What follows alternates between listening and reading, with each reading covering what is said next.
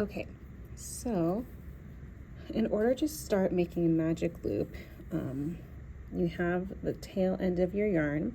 I hold it on my middle finger with my two fingers together, and I wrap the yarn around so it's two, and I use my pinky and my ring finger to hold it tight. Then I take my crochet hook, I put it under that first one, over, grab it, pull up a loop, make sure it's loose enough so that it can move. Then you go in front of your yarn and behind and pull. And that gives you your first single crochet. Okay. And so I couldn't get the pattern for the Cornelius wooples up, but ChatGPT told me what the first two rows are, which is great. So you can see I kind of have a pretzel with one loop on my stitch.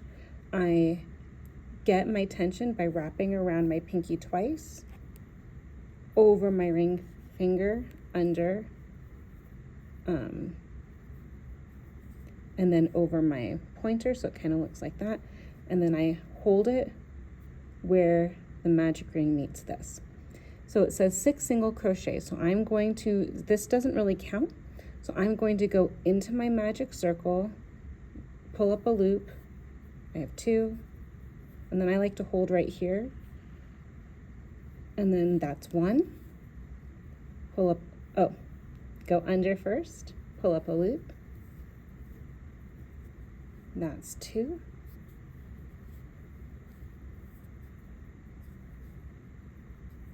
Three.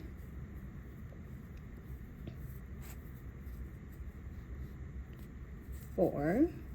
Get some more yarn so it's not too tight. I dip in, pull up a loop, wrap around, 5.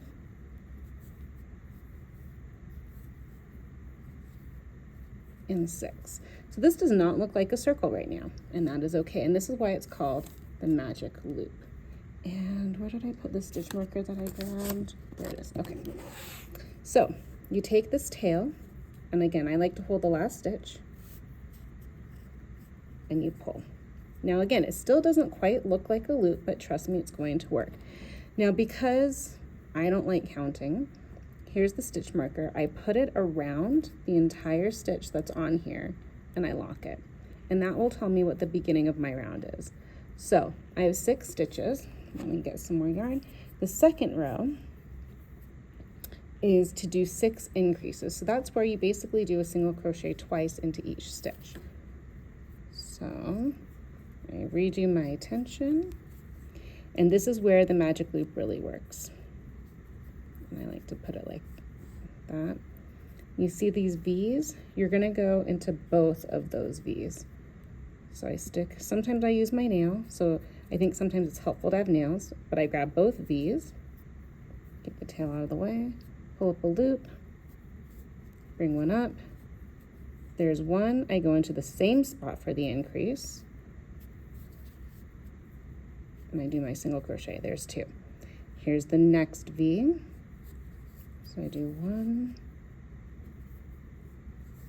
pull up a loop, and then go through 2. That's 2. Now I go into my third V, got my pen, which is right there.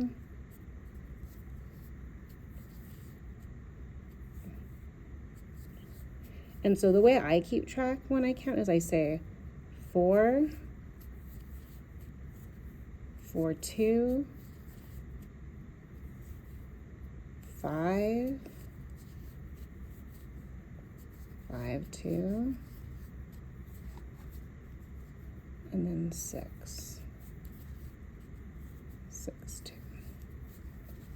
Now you might be thinking, well, there's one more V, and there is, but you can see our stitch marker is right there, which means we have completed every row.